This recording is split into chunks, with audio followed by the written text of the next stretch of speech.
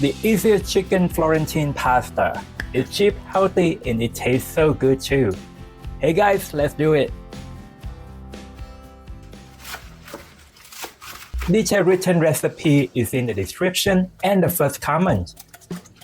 The whole thing can't be easier than this. After melting the delicious butter, we add the chicken with salt and pepper. Then our delicious sauce comes in. Let it slightly thicken, add the spinach, then pasta. And that's it. Less than 20 minutes guys. Enjoy.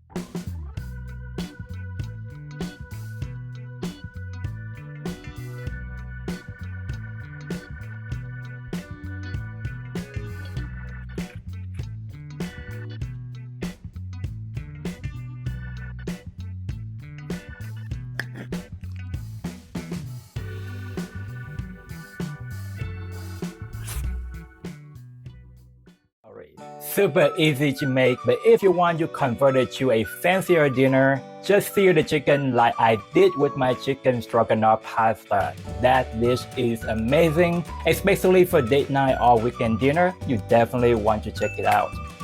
Creamy sauce, but I try to keep it on the low calories. Take care my friends, I'll see you next time. Bye bye.